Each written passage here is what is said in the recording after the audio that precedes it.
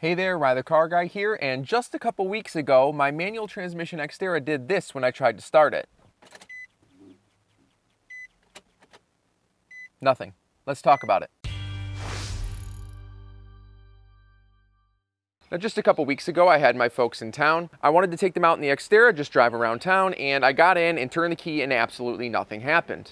Now, it was strange because just a couple days prior, I drove it and there was absolutely nothing wrong. I just got in and it randomly wouldn't start. Now, there's hundreds of reasons why a car might not start, but there's only a few things you can narrow it down to when you turn the key and absolutely nothing happens. Now, one of the most obvious is going to be a dead battery, right? If you turn it over and nothing happens. However, if your dash lights up and everything else seems to run just fine, you could of course throw a voltmeter to check the voltage on your battery, but it's likely going to be okay. Unless you have one of those overcomplicated vehicles, even if your battery's a little low, it'll still try to start. It'll just be like wah, wah, wah, and just be a little slower, right? The other obvious thing to check would be the starter. This Xterra is 17 years old and it has 150,000 miles on it, so it's not out of the realm of possibility that the starter just decided to give up. That would be pretty strange though. Most of the time you get finicky starters that will kind of act strange before they die, but it is possible, right? If you have a vehicle where the starter is easy to get at, like the Xterra, you can just pull it out and have it bench tested. But a word of warning, I actually had this one bench tested. They told me it was bad. I replaced it and it turns out it wasn't the starter. I really should have tested it myself. That was my mistake. I paid a bunch of money, got a new starter, but hey, now I know my starter's good.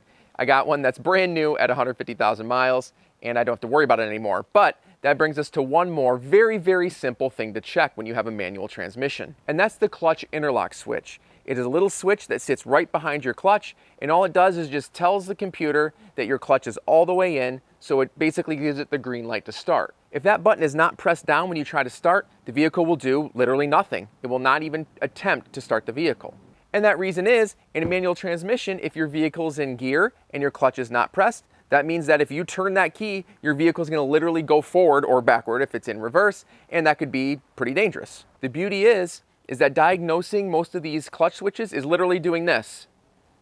Yep, looks good. So let me show you what that looks like on this particular vehicle, and I'll show you a design that Nissan did that made me very unhappy and the reason that this died in the first place. All right, here is our clutch interlock switch, and you'll see here the clutch pedal. When you push down, it hits that switch, letting the computer know that the clutch is all the way in. Now, these switches are generally pretty simple and pretty robust, right? They need to be hit hundreds and hundreds and hundreds of times throughout the course of its lifetime.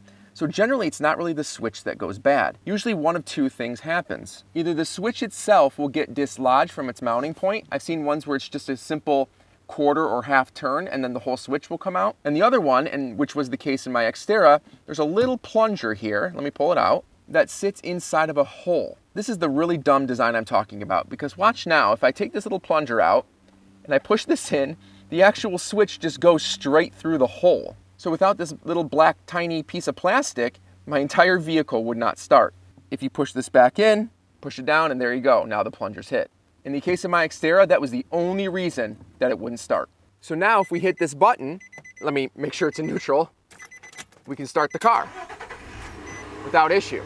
This is also the reason why a lot of people say you can't have remote start on manual vehicles, right? And I'm not sure if there's a technology yet that will do it, but I know that some installers or people that install them themselves will actually bypass that switch because that's the only way you can get it to work. So that's just something to be wary of, especially if you buy a manual transmission vehicle that has remote start. I was just telling my friend earlier that I was going to make this video, and she was telling me she had someone at her work that actually remote started their manual transmission and drove it right into her building. So it definitely happens. Now, needless to say, I was a little frustrated that I went out and bought a starter that I clearly didn't need, but I was also quite relieved to know that there wasn't a bigger issue, and it was just a simple little part that I got from the Nissan website for like, I think it was like $1.50. I bought two of them, and it went ahead and fixed my non-start issue. So help me feel better about it. Head to the comments below and share a story where maybe you misdiagnosed something or bought and installed a part that you didn't need to. I'm sure I'm not the only one. Other than that, if you like this video, please go ahead and scroll down, click that like button, subscribe for more content like this,